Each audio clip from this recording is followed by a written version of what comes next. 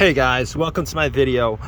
Alright, so we're doing another video, and this is another attempt at the water pump. I bought a non-OEM water pump and have had overheating issue ever since.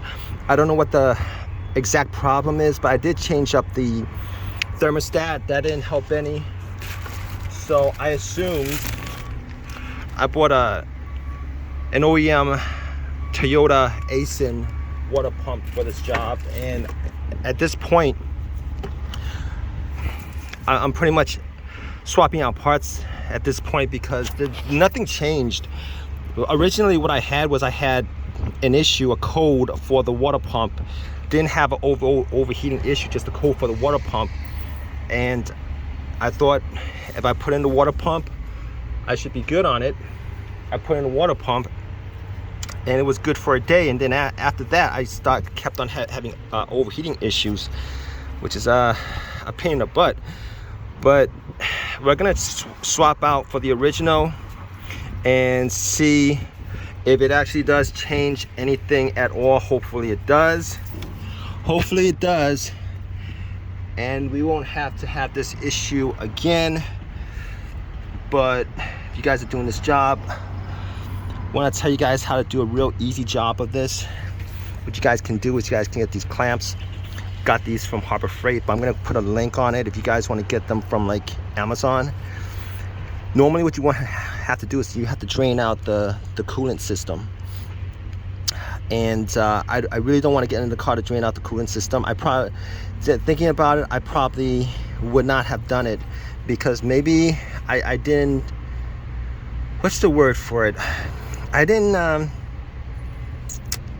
you know when you get bubbles in the system, normally I wouldn't care about that because the bubbles would just bubble up into the reservoir, and I could have probably just saved myself just that troubleshooting step if I just clamped these and then did the water pump, and then just whatever coolant that was lost just fill up the reservoir. But I'm gonna change this out. I'm gonna change the coolant temperature sensor out, and I'm gonna, it's called bleeding, right? It's called bleeding. I'm gonna bleed out. I'm gonna try to bleed out the coolant. I'm gonna let a little bit of it drip out, and then I'm gonna close it up and I'm gonna fill it up just to make sure that there's no issue with there being any bubbles in the system. But I don't think that's going to be causing this problem. So I don't get a code for the water pump, so that I didn't think that it was the water pump that was the issue because I didn't get a code for it.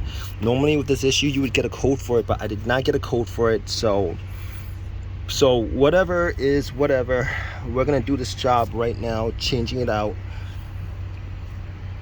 I'm gonna put a pan under it, see if I could actually get save some of the coolant, because it's pretty expensive, this coolant. But anyway, I actually did a video on the pump already. So if you guys want to watch that video to do the pump, it's pretty easy. You take the air intake off, and then there's 1, 2, 3, I think there's like 4 or 5 bolts.